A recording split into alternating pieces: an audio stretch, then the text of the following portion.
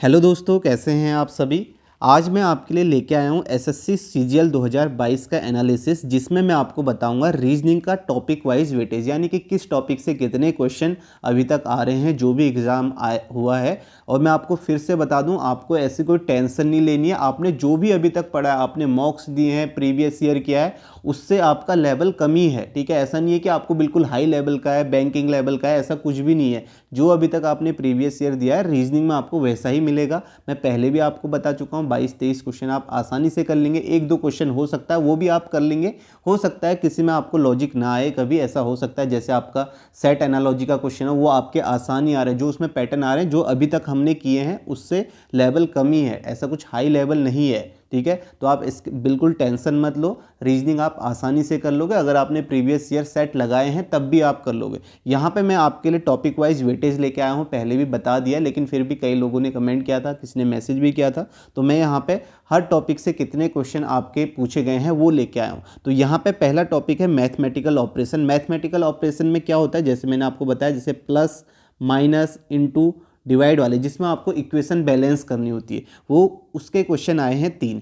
किसी शिफ्ट में 4 भी आ सकते हैं, किसी शिफ्ट में 2 भी। तो ऐसा बिल्कुल मत समझना कि मैंने यहाँ पे 3 लिखा है तो इसके 3 ही क्वेश्चन आएंगे, किसी ऊपर नीचे हो सकते हैं। ठीक है, ये टॉपिक्स है मैथमेटिकल ऑपरेशन 3। उसके बाद जो ये ब्लड लेसन है, इसके 2 क्वेश्चन आए हैं, यानी कि कोडेड ब्लड लेसन, किसी में 1 भी आ सकता है, किसी में 2, तो 2 आप मान के चलो। यहाँ पे कोडेड ब्लड लेसन कैसे क्वेश्चन, जिसमें हम कहते हैं ए प्लस बी का अर्थ है कि वह उसकी माता है, ए माइनस बी का अर्थ है कि वह उसके पिता हैं। इस तरीके का क्वेश्चन आपके ब्लड लेसन के 2 क्वेश्चन आ रहे हैं। मैथमेटिकल ऑपरेशन के 3 क्वेश्चन आ रहे हैं, किसी में आपको 4 भी मिल सकते हैं। नंबर एनालॉजी सभी को पता है, जैसे 4 का रिलेशन 6 से है, इस तरीके वाले क्वेश्चन। ये आपके 2 क्वेश्चन आपको इससे भी मिल जाएंगे। इसमें भी पैटर्न आसान है, एक बार मल्टीप्लाई करके देखना, गैप देखना, ऐसा कोई बिल्कुल हार्ड पैटर्न नहीं है। किसी एक क्वेश्चन में हो सकता है किसी की शिफ्ट में आ जाए, वो पैटर्न ना सोच पाए, तो वहाँ पे स्किप भी कर सकते हो। ठीक है, तो 2 क्वेश्चन आपके नंबर एनालॉजी के।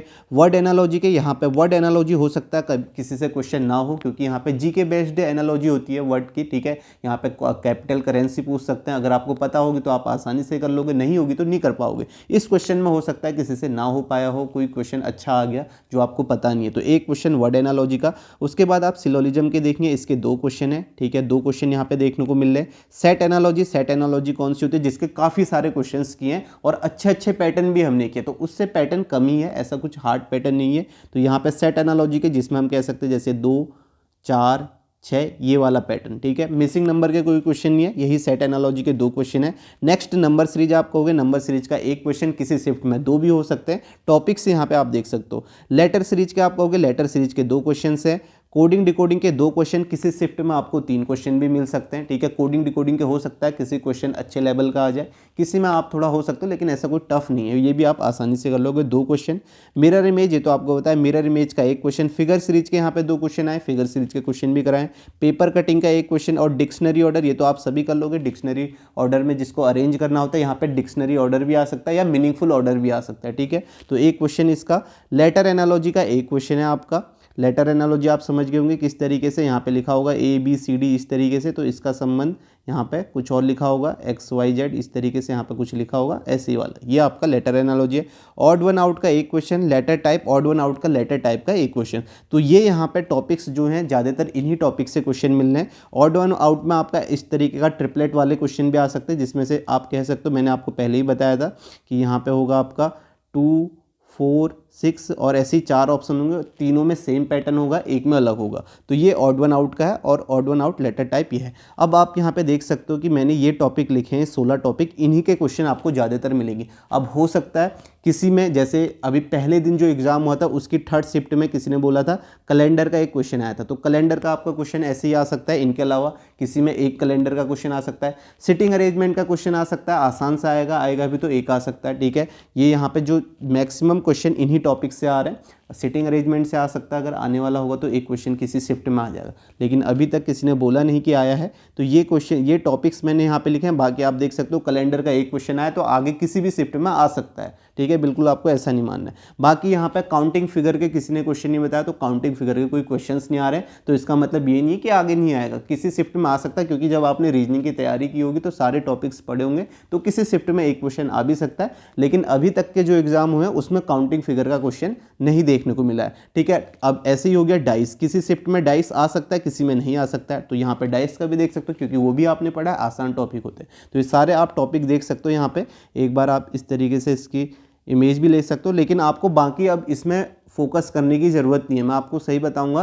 रीजनिंग में जिसका भी आने वाली शिफ्ट में पेपर है उन्हें इसकी टेंशन नहीं लेनी है, रीजनिंग आसान है। आप इसकी जगह पे जीएस के क्वेश्चन देख सकते हो, करंट अफेयर देख सकते हो, क्योंकि करंट अफेयर का पता नहीं, कुछ स्टैटिक देख सकते हो, कुछ फॉर्मूलेज देख सकते हो, कुछ इसमें से जो टॉपिक आपसे नहीं हो रहे हैं, जैसे अगर कोडेड ब्लड रिलेशन के क्वेश्चन आपने नहीं किए हैं तो ये कर लेना। आप कुछ सेट एनालॉजी के क्वेश्चन देख सकते हो, वो भी आपके आसान ही है, ऐसा नहीं आ रहा है बिल्कुल टिपिकल लॉजिक नहीं आ जा रहे वहाँ पे, बिल्कुल ठीक आ रहे हैं, आप कर सकते हो। तो मैं आपको यही कहूँगा कि बिल्कुल आपको अब ऐसे कोई वीडियो में ज़्यादा टाइम वेस्ट नहीं करना है कि वीडियो देखते रहनी है रीजनिंग के लिए, क्योंकि रीजनिंग आपकी 23-24 क्वेश्चन तो आप कर ही लोगे, ठीक है। 22-23 तो मैं आपसे बोल रहा हूँ कि आप आसानी से कर लोगे। कुछ क्वेश्चन में हो सकता है टाइम मैनेजमेंट करना आपके हाथ में, जैसे मैथमेटिकल ऑपरेशन के क्वेश्चन में 4 ऑप्शन होते हैं, ठीक है, उसमें आपको थोड़ा सा टाइम लग सकता है, बाकी टॉपिक्स में आप देख सकते हो। तो ये सारे टॉपिक्स जो आपके आए थे आप खुद देख लीजिए एक बार। बाकी जिनका भी पेपर हुआ है वो भी बता सकते हैं, कोई अगर उनके शिफ्ट में कोई अलग टॉपिक आ जाता है तो वो भी बता देना। बाकी जो टॉपिक यहाँ पे आ सकते हैं, जैसे डाइस का किसी में क्वेश्चन आ सकता है, कैलेंडर का आ सकता है, ये सब कुछ आपने पढ़ा ही है, ठीक है। तो ये आपको देखने को मिलेगा। बाकी काउंटिंग फिगर का अगर किसी के शिफ्ट में क्वेश्चन आ सकता है, अभी तक तो नहीं आया है जितनों से मैंने पूछा, तो बाकी आप ये देख सकते हैं ये जो टॉपिक थे।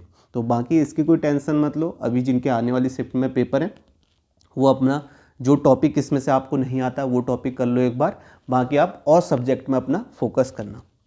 तो ये आपका यहाँ पे मैंने बता दिया।